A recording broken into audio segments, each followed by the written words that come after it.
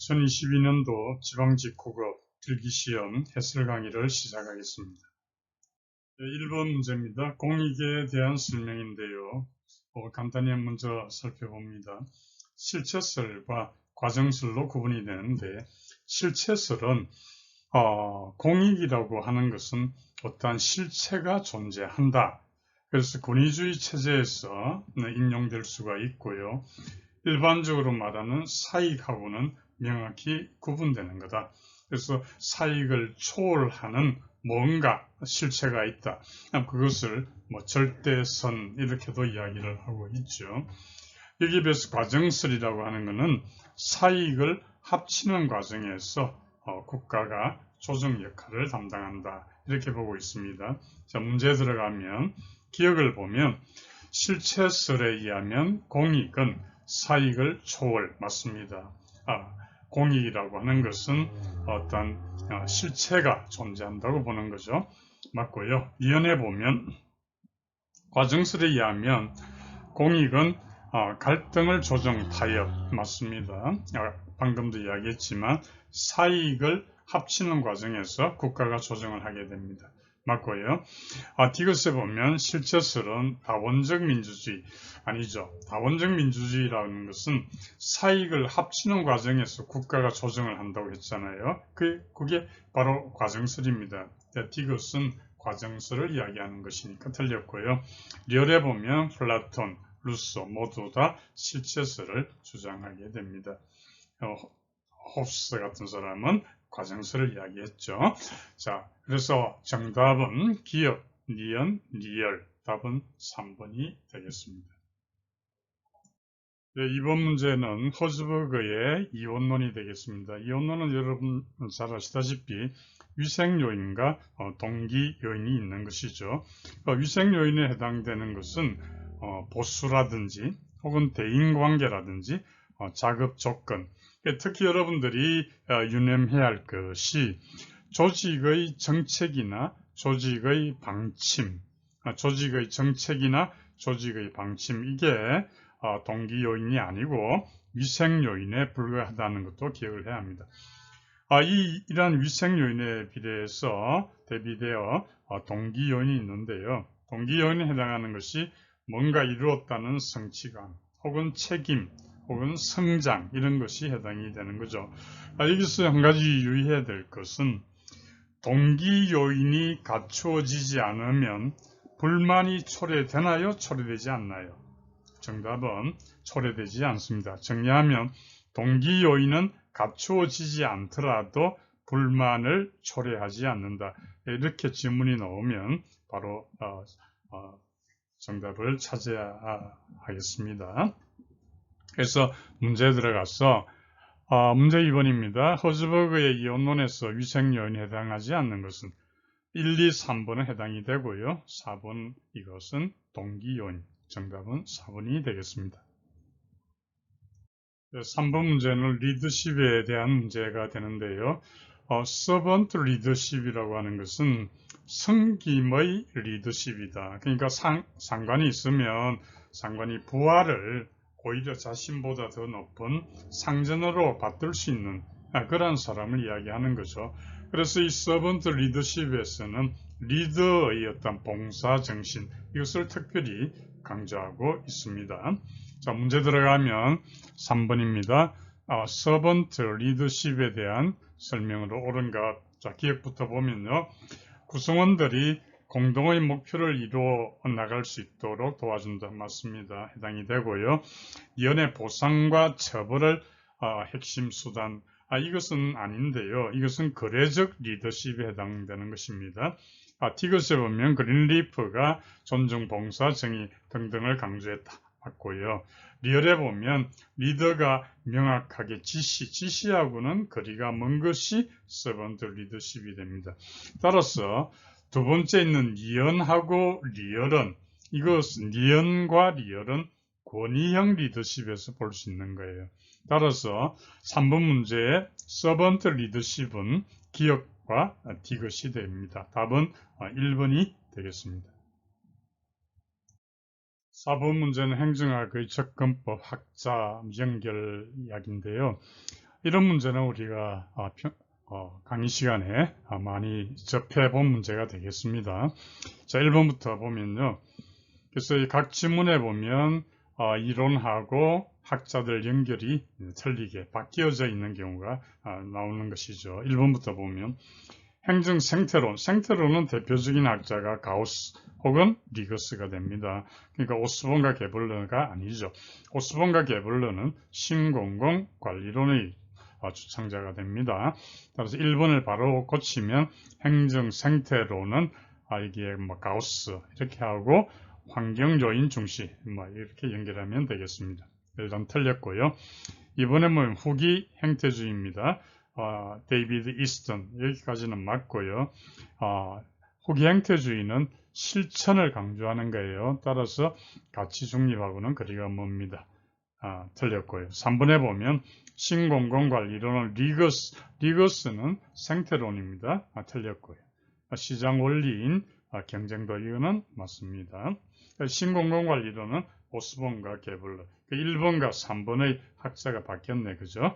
4번에 보면 뉴 거버넌스로는 로즈 학자 맞고요. 정부, 시장, 시민, 사회 간 네트워크 맞습니다. 그래서 이 뉴 거버넌스로는 협치라 그러죠. 협치. 정부, 시장, 시민단, 사회 간의 어떤 협치를 이야기하고 있습니다. 그래서 바르게 연결한 것은 4번이 되겠습니다. 네, 5번 문제는 티브 모형입니다. 티브 모형은 우리가 강의 시간에 여러분들하고 여러 번 접했던 문제가 되겠습니다. 그래서 티브 모형의 한마디로 특징을 이야기한다면 vote by feet, 발에 의한 투표, 자신에게 좋은 조건을 제공해주는 지방정부를 찾아가는 거다. 이렇게 이야기했었죠. 자, 문제 보겠습니다.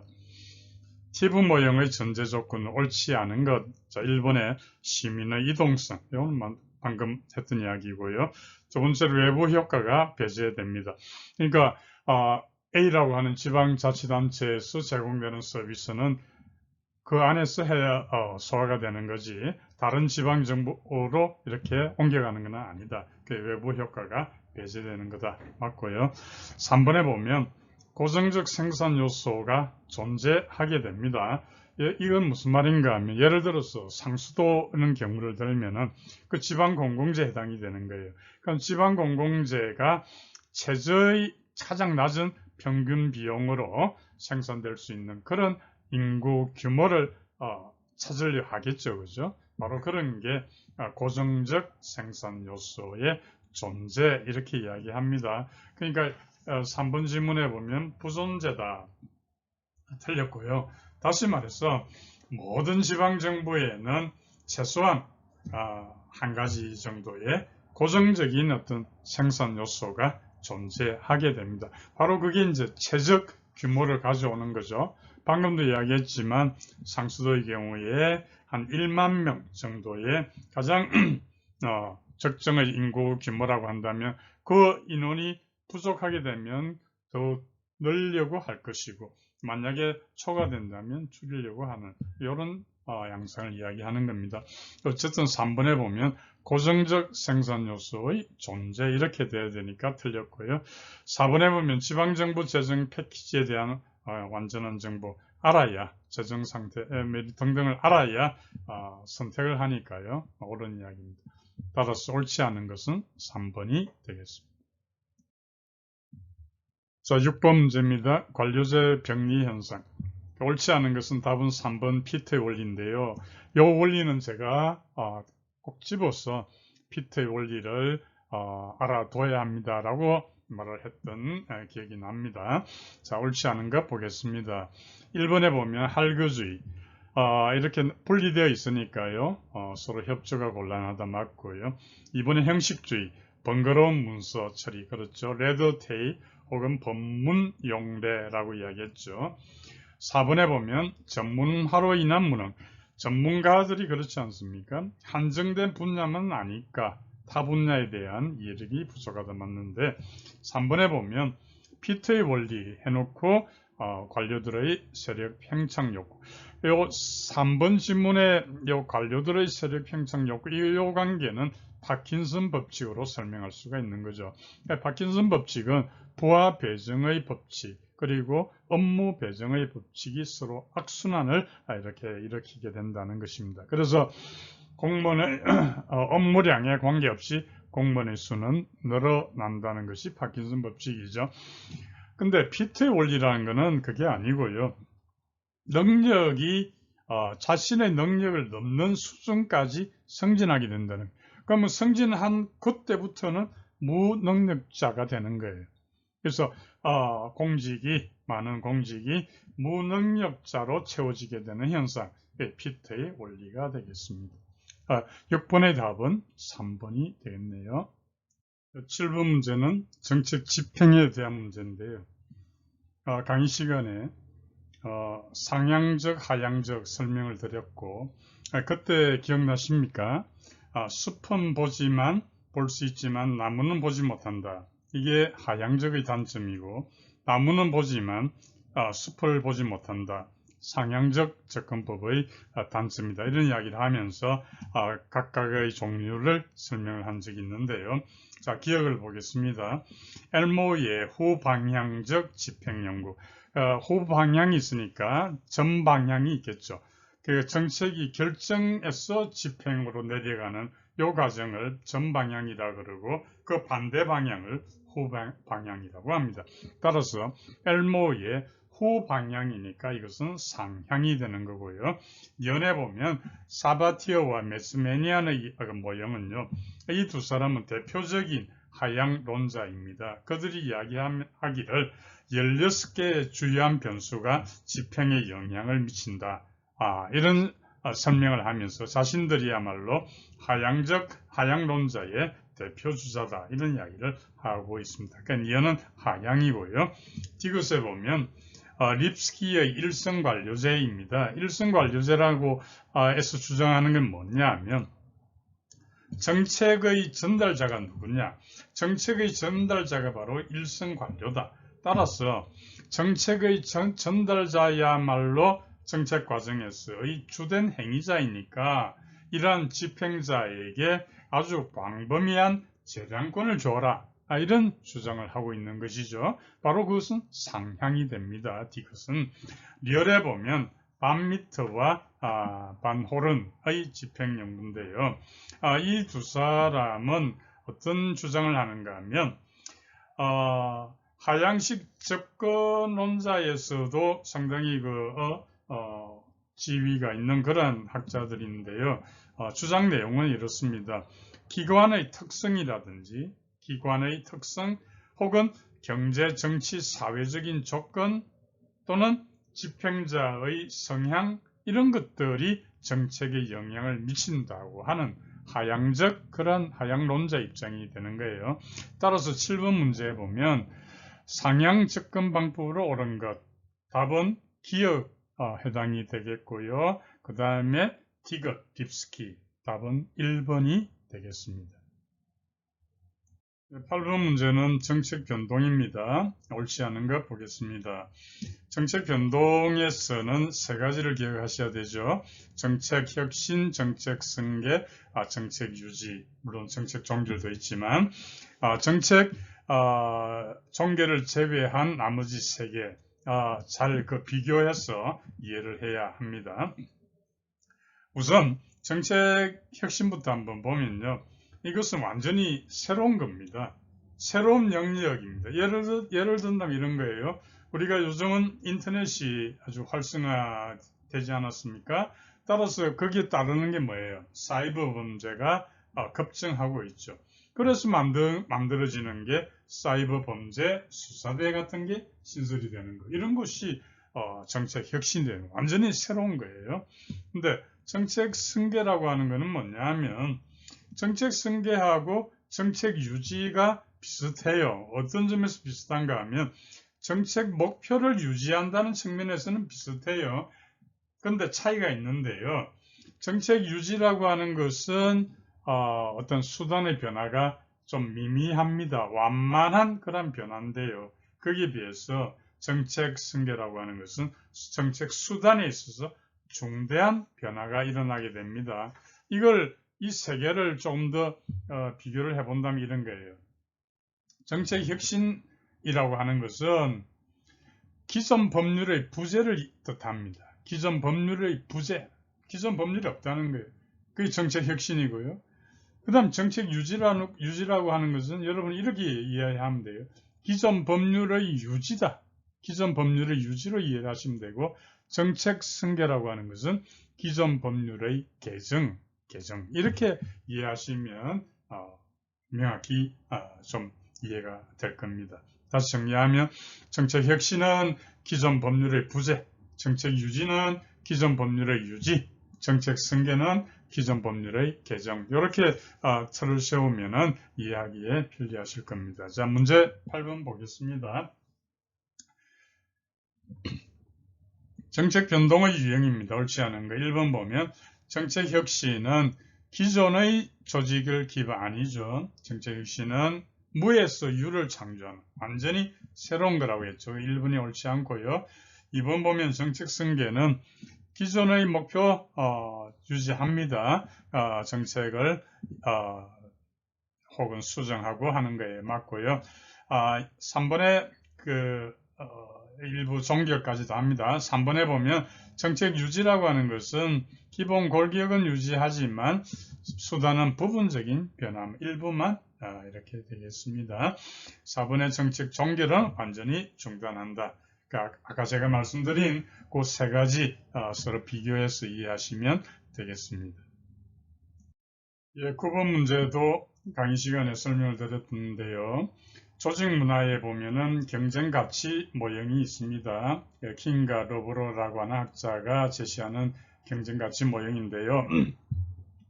이 모형은 두 가지 기준이 있어요. 하나는 조직의 초점이 내부 지향인가 외부 지향인가 이걸 보고요. 두 번째는 조직 구조가 융통성을 중시하는가 아니면 통제를 중시하는가. 이 기준에 따라서 네 가지 유형으로 구분을 하고 있습니다. 그래서 네 가지 유형을 보면은 내부에 있고 융통성을 주면은 인간관계라고 그러고요. 인간관계 모형이고요. 내부에 있으면서 통제를 중시하면은 내부 과정 모형이라고 합니다. 그 다음에 초점이 외부에 있고요. 융통성이 주어지면은 개방체제 모형이라고 하고요. 외부를 중시하고 통제를 중시하면은 합리적 목표 모형 이렇게 네 개로 구분을 하고 있습니다. 근데 왜 이렇게 구분을 하면 어떤 좋은 점이 있느냐? 그 의의를 본다면 그것은 만약에 조직의 변화가 발생할 때 어떤 그 가치들이 서로 대립하지 않겠습니까? 그럼 서로 대립하는 가치들 사이에서 어떤 결정을 내리는 것이 조직 변화를 성공적으로 이뤄낼 수 있는가? 이것을 우리에게 알려준다는 점에서 의의가 있는 것이죠. 자, 그러면 방금 말씀드린 그 네 가지 모형입니다. 첫 번째 보면 개방체제 모형을 우리 봤죠. 개방체제 모형은 이름 그대로 개방입니다. 따라서 혁신을 지향하는 문화입니다. 개방체제 모형 다시 이야기합니다만 외부의 초점, 그 다음에 융통성을 주는 이게 개방체제 모형이에요. 그래서 혁신 지향 문화라고 하는 것은 중시하는 것이 뭔가 하면 창의력을 중시하는 그 창의력이 있어야 어떤 혁신을 지향할 수가 있는 것이죠. 그죠? 두 번째가 합리적 목표 모형입니다. 그러니까 이것은 초점은 외부에 있는데 통제를 가하는 것이죠. 그러니까 이것은 과업 지향 문화라 그래요. 그러니까 과업을 지향하니까 중시되는 것은 생산성을 중시한다. 이해되시죠? 세 번째 보면 내부 과정 모형입니다. 내부 과정 모형은 초점은 내부에 있고 통제를 가하는 형태죠. 이것은 바로 내부에다가 통제를 가하니까 위계지향 문화라 그럽니다. 위계지향 문화, 계급 문화다 이런 말이에요. 따라서 여기에서 중시하는 것은 어떤 안정성을 중시한다. 이렇게 이해하시면 되고 마지막 네 번째가 인간관계 모형인데요. 이것은 관계지향 문화, 관계를 중시한다. 그래서 여기에서는 어떤 사기라든지 혹은 그 직원들의 사기라든지 혹은 응집력이라든지 이런 것들을 중시하게 됩니다. 자, 그러면 9번 문제에 들어가겠습니다. 옳지 않은 것은 1번의 위계 문화는 응집성을 아니죠. 응집성이라고 하는 인간 관계 모형에서 중시하는 것이죠. 그 위계 문화는 안정성을 중시하죠. 응집성이 아니고 틀렸고요. 이번에 보면 혁신지향, 창의성 아까 이야기했죠. 맞고요. 과학지향, 생산성 맞습니다. 그 다음에 관계지향 맞습니다. 사기유지. 그래서 옳지 않은 것은 1번이 되겠습니다. 다시 한번 정리하면 개방체제 모형, 합리적, 항의적 목표 모형, 내부 과정 모형, 인간 관계 모형. 요 네 가지 모형은 두 가지 기준에 따라서 구분한다. 초점을 내부에 두느냐, 외부에 두느냐. 그 다음에 조직 구조가 융통성을 주느냐, 통제를 가하느냐에 따라서 이 두 가지 기준에 따라서 네 가지 유형으로 구분한다. 그래서 조직 문화 유형을 이렇게 경쟁가치 모형으로 구분하는 의의가 뭐냐?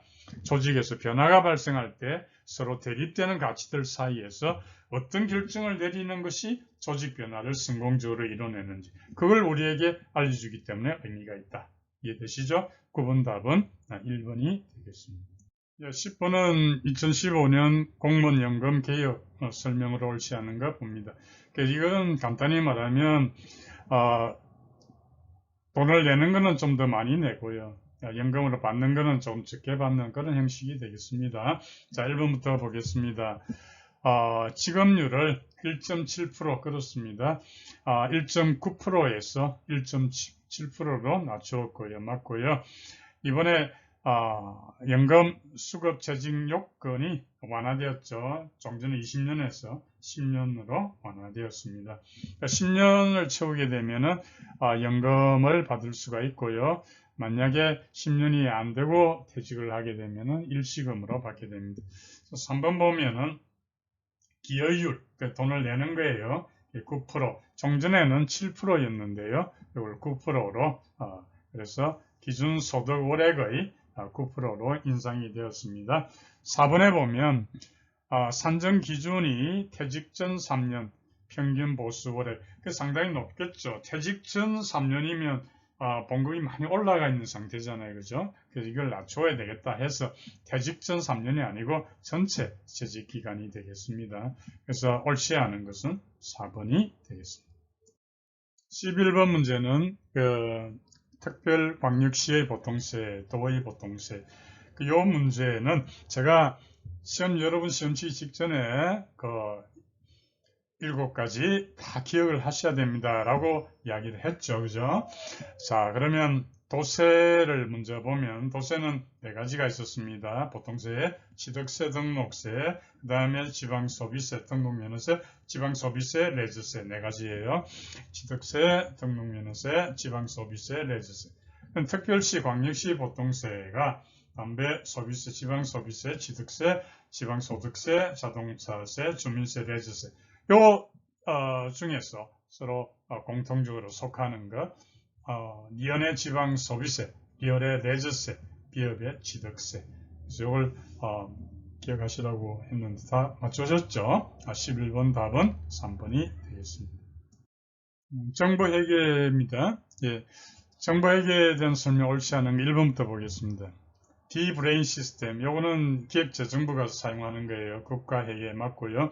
지방자치단체 회계는 이호조 시스템 맞습니다. 1번 질문 맞는데요. 여기에 D-브레인 시스템이라고 하는 게 뭐냐면 디지털 회계 시스템이에요. 디지털 회계 시스템이 D-브레인 시스템이고요. 밑에 이호조 시스템도 마찬가지 같습니다. 디지털 회계 시스템인데 이 호조라고 하는 게 뭐냐면 옛날 우리나라에서 식량 같은 거, 정곡이라 그러죠.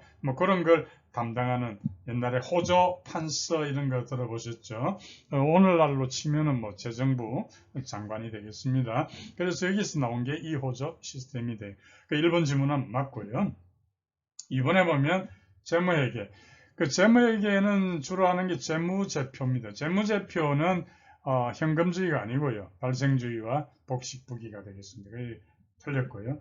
예산회계라고 하는 게 예산회계는 돈이 들어가고 나가는 거잖아요. 그래서 현금주의가 적용이 됩니다. 그래서 예산회계라고 하는 것은 하나의 관리회계가 되는 것이죠. 2번 질문은 틀렸고요. 정답은 2번이 되겠습니다만 3번에 보면 발생주의에서는 미수익금이나 미지급금 이거는 자산과 부채가 되겠습니다. 미수익금은 앞으로 내가 받을 수 있으니까 자산이 되는 거고요. 권리가 있는 거죠. 미지급금은 돈을 줘야 되니까 부채 맞습니다. 4번에 보면 재무제표는 거래가 발생하면 차변, 대변, 동일한 금액, 이중기간은 복식부기 맞습니다. 그러니까 이걸 가리켜 우리가 뭐라 하죠? 대차 평균의 원리라고 합니다. 대차 평균의 원리라는 것은 그걸 통해서 자기 검증 가능한 거예요. 예. 옳지 않은 것은 2번이 되겠습니다. 13번은 정부위원회입니다. 위원회는 두 가지가 있죠. 자문위원회가 있고 행정위원회가 있습니다. 자문위원회는 계속 있는 게 아니고요. 자문이 필요할 때만 존재하는 것이고 그에 비해서 행정위원회는 상시적으로 존재합니다. 자, 1번부터 보겠습니다. 기억해 보면 책임성이 기를 걸었습니다. 이 위원회라고 하는 것은 합의제가 되니까 책임성이 좀 떨어질 수가 있겠습니다. 위원회 보면 자문위원회는 계속성, 상시성 아닙니다. 행정위원회에 해당되는 이야기입니다. 자문위원회는 자문이 필요할 때만 그래서 복귀해 보면은 일몰제 5년 존재 이렇게 되겠습니다. 디귿에 보면 민주성을 높인다 그렇습니다. 합의제이기 때문에 민주성을 제고합니다. 독임제와 다른 장점이죠. 열에 보면 방송통신위원회 자, 위원회 개수는 중앙행정기관으로서는 6개가 되겠습니다. 방송, 공정거래, 국민권익, 금융, 개인정보 개인정보보호위원회가 법 개정으로 중앙행정기관에 추가되었습니다. 기억하시고요. 원자력위원회 6개입니다. 근데 여기서 제외되는 중앙행정기관에서 제외되는 것은 국가인권위원회입니다. 이건 아닙니다. 국가인권위원회는 아닙니다. 국민권익위원회와 국가인권위원회는 다릅니다. 네. 자, 옳은 것을 골라보겠습니다. 기억 맞고요. 그 다음에 디귿 맞고 리얼. 정답은 4번이 되겠습니다. 14번은 공무원 보수입니다. 자, 1번부터 바로 보죠. 직능급은 능력입니다. 직능할 때 능력입니다. 그래서 자격, 갖춘 인재 확보에 유리하다 맞고요. 이번에 보면 연공급이라는 게 우리가 사용하는 호봉제가 되는 거예요. 그 호봉이라고 하는 것은 근무 연수만 길면은, 그러니까 그 사람이 전문성이 없더라도 오래 근무만 하면은 보수를 많이 받게 되는 그런 것이죠. 따라서 전문 기술을 가지고 있는 젊은 이들은 들어가기를 꺼리게 되겠죠. 그죠? 자, 2번 보겠습니다. 연공급은 근속 연수를 기준으로 하기 때문에 전문 기술 인력 확보가 불리하죠. 2번이 틀렸고요. 3번의 직무급은 동일 노동에 대한 동일 임금 그렇습니다. 직위 분류제의 토대가 되는 게 직무급이 되겠습니다. 4번의 성과급은 결과 중시 그렇습니다. 옳지 않은 것은 2번이 되겠습니다. 15번은 예비 타당성 조사인데요. 여러 번 제가 여러분과 같이 설명드렸죠. 예비 타당성 조사 대비해서 타당성 조사하고의 차이점도 설명드렸죠. 예비 타당성 조사는 500, 300 말씀드렸지 않습니까? 총 사업비가 500억 이상이고 국가의 재정지원 규모가 300억 이상인 신규 사업 이렇게 이해하시면 되겠습니다. 답은 4번이 되겠네요. 16번은 공직자윤리법상 재산등록 의무자 여러 번 여러분들하고 같이 공부했던 주제가 되겠습니다. 재산 등록이냐 공개냐 누가 해당이 되느냐 말씀드렸죠. 그래서 등록인 경우는 대령 일반직 4급인데 군으로 따지면 대령 그 다음에 총경 경찰은 총경 그 다음에 소방은 소방정 이상 이 등록이고요. 그다음 공개 대상은 1급 이상 그 다음에 군인으로 보면은 별 3개 중장이 되겠고요. 그 다음에 경찰은 치안감, 그 다음에 소방은 소방정감. 요 공개 대상, 등록 대상 설명을 드리는데 기억하셔야 됩니다. 자, 16번 문제 보면 재산 등록 의무자가 아닌 것이죠. 1번 법관 검사 맞고요. 3번 문제 보면 총경 이상 경찰, 소방정 이상, 소방 맞고요. 4급 이상, 예, 그렇습니다. 근데 이번에 보면 소령 이상이 아니고 대령 이상, 무궁화 3개 이상 이렇게 됩니다. 그러니까 옳지 않은 것은 2번이 되겠습니다. 17번은 살로몬의 그 정책 도급을 위해서 강제성이 가장 높은 것입니다. 그래서 가장 높은 것은 지문의 1, 2, 3, 4 중에서 경제적 규제가 가장 높죠. 경제적 규제라고 하는 것은 뭐냐면 정부가 일반 경제 활동에 있어서 진입을 하는 데 있어서 규제를 가하는 그런 형태가 경제적 규제니까 강제성이 가장 높죠. 지문에서 보면 중간 정도에 해당하는 것이 바우처, 그 다음에 직접 대출, 요 2번과 4번이 한 중간 정도 해당이 되고 조세 지출은 강제성이 가장 낮다. 이렇게 보면 되겠습니다. 참고로 직접성이라고 하는 기준에서 본다면 마찬가지로 경제적 규제가 가장 높아요. 그리고 직접 대출도 높은 편입니다. 경제적 규제하고 직접 대출이 직접성에서는 높고요. 중간 정도에 해당하는 게 조세 지출이고 낮은 정도가 바우처 이렇게 되겠습니다. 그래서 17번 문제는 강제성이고요. 가장 높은 것은 1번 경제적 규제가 되겠습니다.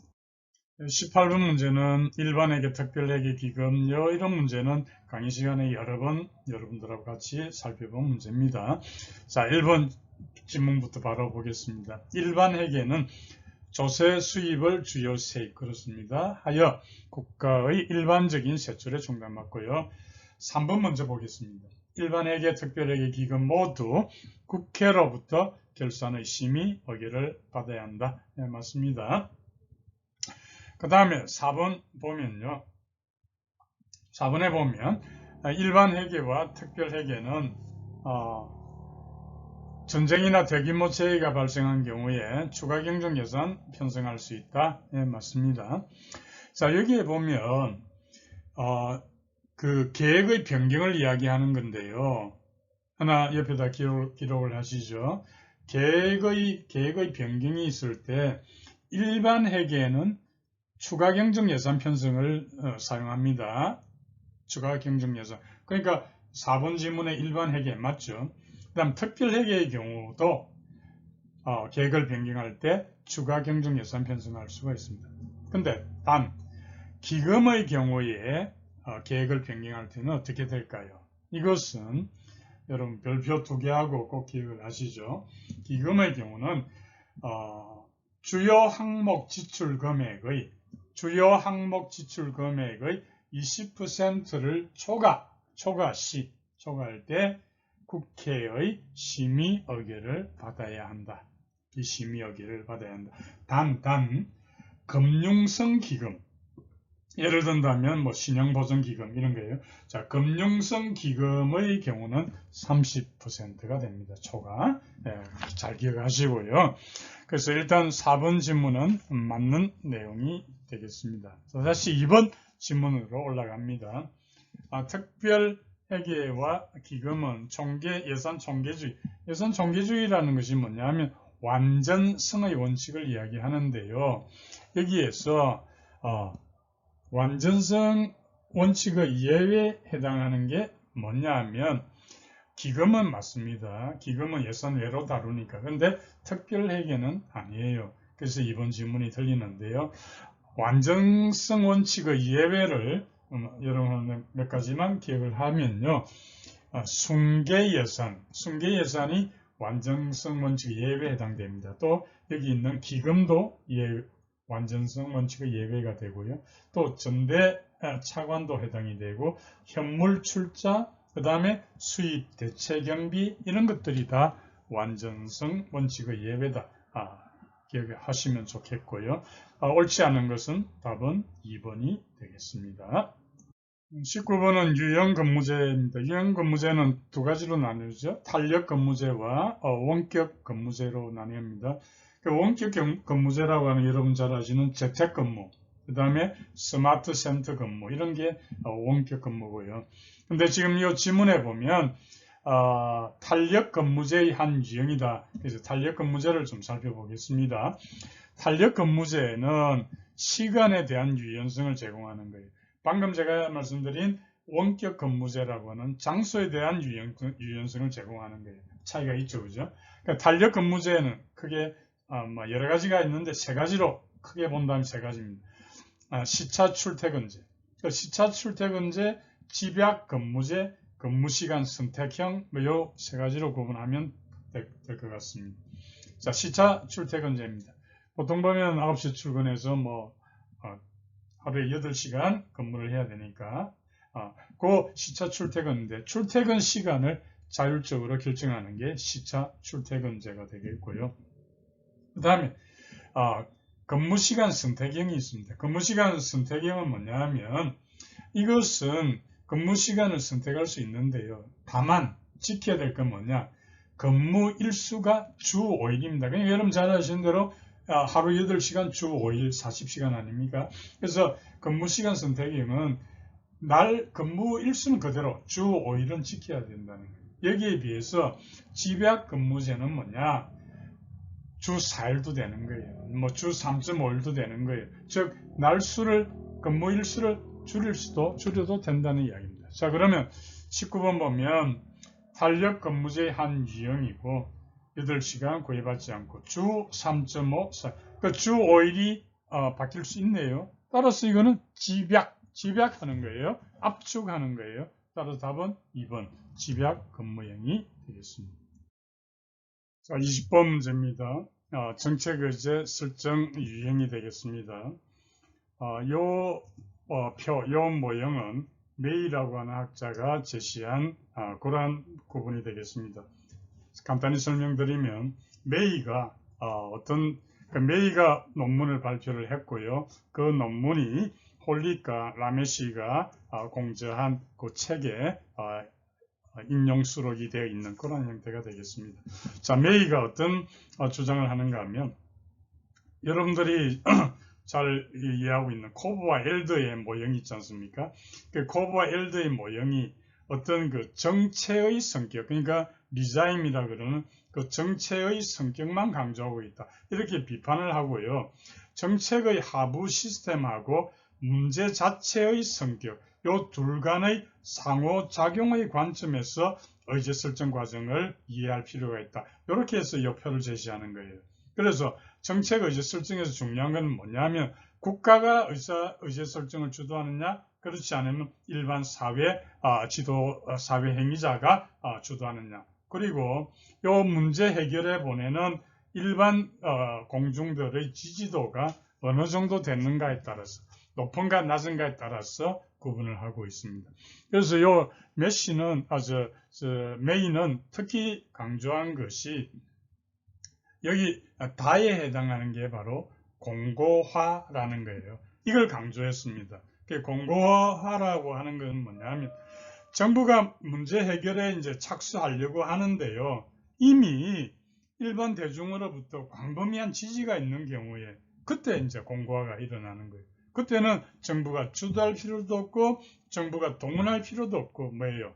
단지 존재하는 그 단단한 지지를 그대로 공고화, 굳히기만 하면 되는 것이지 않습니까? 그래서 다가 해당되는 것이 바로 공고하다.